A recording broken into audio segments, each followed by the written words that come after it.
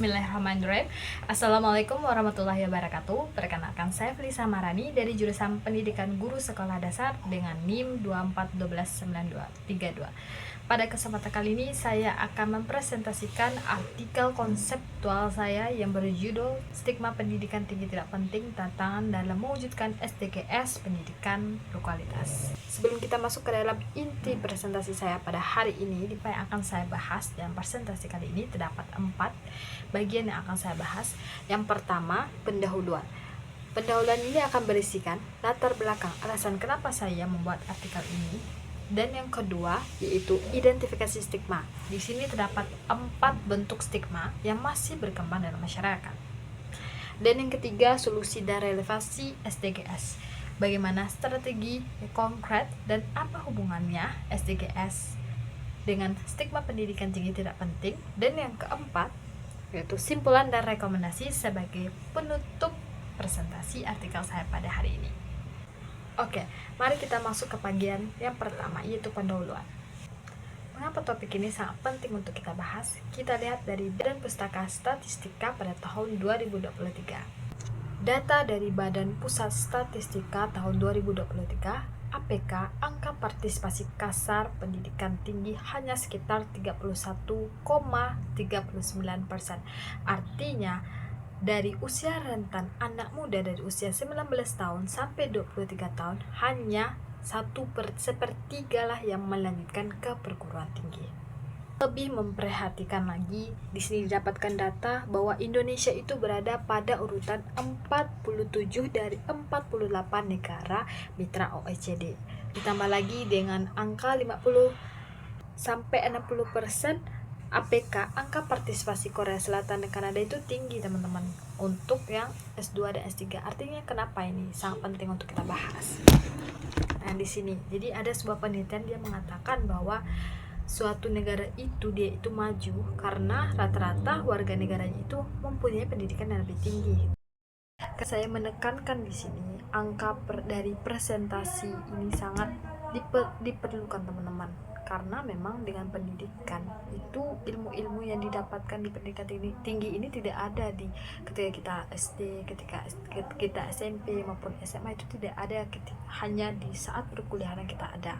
Contohnya keterampilan untuk kita berpikir kritis, critical thinking yang kita butuhkan pada abad 21 sekarang ini, dimana dengan anggapan saja jika semua warga masyarakatnya itu berkuliah rata-rata gitu, teman-teman, insya Allah kita dapat meningkatkan kualitas sumber daya manusia, meningkatkan kesadaran sosial dengan masyarakatnya itu sudah berpikir kritis dan mengurangi kemiskinan serta meningkatkan kualitas kesehatan dan kehidupan. Kenapa masih banyak dari mahasiswa, anak-anak muda itu menolak untuk berkuliah? Akses ke universitas itu sudah mulai berkembang, ya teman-teman, kita mudah lewat masuk jalur beasiswa maupun prestasi yang telah kita miliki. Berangkat dari permasalahan tadi, di sini artikel ini yang saya buat ini memiliki 3 tujuan. Yang pertama, mengidentifikasi bentuk-bentuk stigma yang menghambat partisipasi pendidikan tingkat tinggi di Indonesia, dan yang kedua, menawarkan solusi konkret untuk mengeliminasi stigma berbasis budaya, tradisi, dan norma sosial. Dan yang terakhir, membangun konsensus multi pihak, keluarga, masyarakat, maupun pemerintah demi penguatan sistem pendidikan nasional, di mana dari ketiga tujuan ini diarahkan untuk mendukung pencapaian SDG 4, yaitu pendidikan berkualitas, sebagai bagian dari tujuan pembangunan berkelanjutan yang harus dicapai Indonesia pada tahun 2030. Selanjutnya, adapun kita masuk kepada bagian apa saja bentuk stigma yang mempengaruhi pikiran anak-anak muda sehingga mereka tidak ingin untuk melanjutkan atau ragu untuk melanjutkan pendidikan tingkat tinggi. Stigma yang pertama ini yaitu budaya patriarki, di mana pendidikan laki-laki diprioritaskan, perempuan diarahkan ke ranah domestik. Pada stigma pertama ini memang mungkin terjadi pada zaman sebelumnya, mungkin pada pas mama kita atau nenek kita, mungkin sering terjadi dan masih berlaku, teman-teman, karena pendidikan di sini laki-laki lebih diprioritaskan dibandingkan perempuan, karena perempuan lebih baik di domestik saja, karena ujung-ujungnya perempuan bakal menjadi ibu rumah tangga, mengurus keluarganya sendiri, sehingga tidak ada lagi um, di sini membantah, memang benar-benar membantah perempuan tidak boleh berpendidikan tinggi di sini. Namun hal tersebut telah berubah sejak perkembangan zaman. Sekarang perempuan lebih mendominasi terkait hal perguruan tinggi. Mereka lebih care untuk menjadi wanita yang berkarir, mandiri, independent woman seperti kata-kata sekarang ini. Dan yang kedua, teman-teman, apa sih bentuk stigma yang kedua? Yaitu kepercayaan tradisional. Tugas utama perempuan itu dianggap menikah dan mengurus keluarga saja, bersama dengan bentuk stigma yang pertama ini. Nah, perempuan ini sejatinya memang di rumah, hanya di dapur, menganggap bahwa pendidikan tinggi tidak cocok untuk anak perempuan, lebih baik diberikan saja kepada anak laki-laki yang akan menjadi kepala keluarga nantinya. Dan yang ketiga, pengalaman masa lalu. Akses terbatas di masa lalu perkuat anggapan pendidikan tinggi hanya untuk kalangan tertentu. Dan yang terakhir yaitu norma sosial, tekanan mayoritas laki-laki segera bekerja, perempuan menikah muda saja. Ini relate pada zaman kita sekarang ini, teman-teman. Dari ketiga bentuk yang stigma 1, 2, dan 3 ini sudah tidak relate lagi, teman-teman. Karena apa saya berani bilang begitu? Didapatkan data bahwa sekarang ini, data mahasiswa sekarang kita lihat bahwa perempuan 54,8% mahasiswa perempuan itu sudah berkuliah, teman-teman. Bandingkan dengan bagaimana jumlah laki-laki saat ini berkuliah, yaitu hanya sekitar 45,2% mahasiswa laki-laki.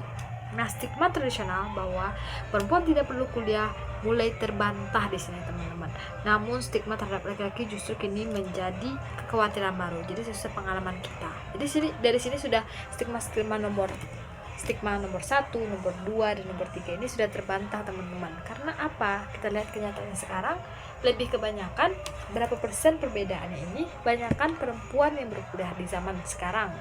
Tapi ada muncul stigma baru lagi, teman-teman, yaitu stigma yang sesuai dengan yang terakhir ini, yaitu norma sosial gitu. Mungkin karena pengaruh pergaulan, laki-laki menurun gitu, gak ada yang mau berkuliah lagi, padahal mereka lah yang akan menjadi pemimpin keluarga, yang akan memajukan bangsa ini. Dimana-mana rata-rata pekerjaan dikuasai oleh laki-laki, tapi laki-laki sendiri yang tidak berkuliah, teman-teman. Gimana itu stigmanya? Mungkin dari saya zaman sebelum saya masuk perkuliahan ini, masa-masa SMA, membuat teman-teman saya mendengar bahwa orang yang berkuliah saja susah cari pekerjaan, ngapain kita perlu kuliah lagi, langsung saja kerja kan. Jadi dia beranggapan bahwa kuliah itu tidak penting, teman-teman, karena dia akan menganggur juga. Nah, begitu sulitnya mencari pekerjaan di masa sekarang ini.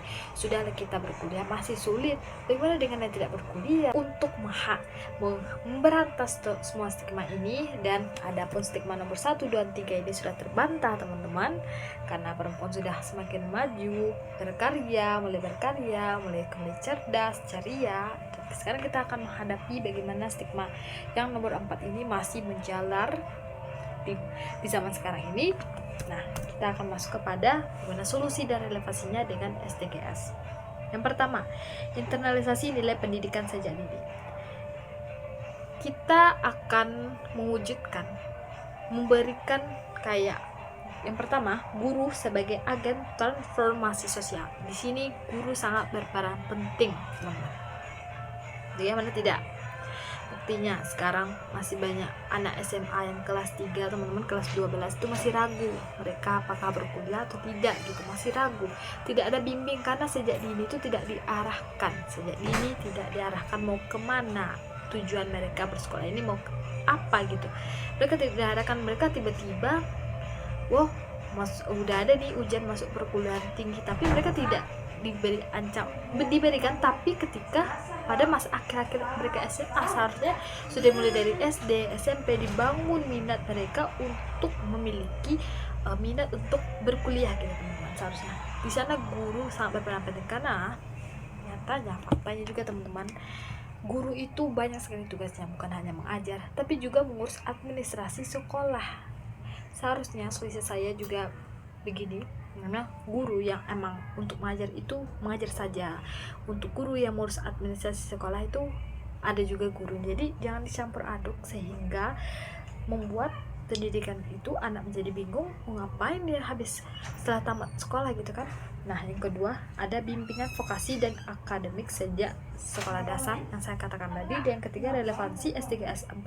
Terus ketiga, ya, akses setara pendidikan tinggi bagi seluruh lapisan masyarakat. Solusi selanjutnya teman-teman, jika kita hanya berpihak pada mengandalkan semuanya pada satu pihak saja seperti guru, maka guru akan tambah kewalahan lagi. Apalagi guru banyak tugasnya sebagai mengajar, guru asli literasi, ya begitulah pendidikan Indonesia ini. Maka solusi yang dapat kita lakukan selanjutnya yaitu membangun konsensus bersama. Artinya sosialisasi terprogram untuk dekonstruksi stigma negatif ini. Kita melakukan, jadi ada konsensus kerjasama antara beberapa pihak, baik dari guru, keluarga, orang tua penting, dan pemerintahan juga penting. Jika hanya satu pihak saja yang bekerja, maka akan jadi ketimpangan gitu teman-teman. Sehingga perlu kolaborasi baik dari orang tua, guru, menghilang stigma-stigma pikiran tentang pendidikan tinggi itu tidak penting, dihilangkan. Karena zaman sudah berkembang, di negara-negara lain sudah 50% sampai 60% rata-rata orangnya, masyarakatnya itu sudah berpendidikan tinggi. Nah, langkah yang kedua yaitu peran orang tua sebagai fondasi orientasi akademik anak. Orang tua juga harus diberi itu ajaran bahwa pendidikan tidak hanya sampai SMA saja, tidak boleh langsung kerja, karena pendidikan tinggi itu ilmu-ilmunya tidak ada di waktu kita dapatkan di waktu kita semasa sekolah dasar, semenengah atas maupun menengah gitu. Tidak dapatkan, hanya dapatkan ketika berkuliah. Kemampuan keterampilan abad 21 ini seperti critical thinking. Yang ketiga, intervensi kebijakan, pemerataan dana pendidikan, rehabilitasi infrastruktur, dan peningkatan kompetensi guru. Guru juga harus dimakmurkan teman-teman. Peningkatan infrastruktur untuk pendidikan juga harus dikerahkan. Nah, yang keempat, melibatkan keluarga, masyarakat, dan pemerintah dari desa hingga kota agar merata. Yang memperhatikan bagaimana pendidikan di desa juga di kota harus dimeratakan teman-teman, sehingga tidak ada kesenjangan bahwa hanya orang kota saja yang berkuliah, tapi kita harus merata sebagai pemerintah segala macamnya melakukan usaha. Memang pendidikanlah bukan hanya satu kunci hanya pendidikan, tapi dengan pendidikan ini dia memiliki pengaruh jangka yang sangat panjang, sehingga dapat kita simpulkan terkait presentasi artikel pada hari ini. Yang pertama, bahwa stigma negatif terhadap pendidikan tinggi bersumber dari budaya patriarki, kepercayaan tradisional, pengalaman masa lalu, dan norma sosial. Dan kedua, stigma berbasis tradisi ini mulai melemah, dominasi perempuan 54,8%, namun stigma terhadap laki-laki justru makin kuat karena tekanan ekonomi dan sosial.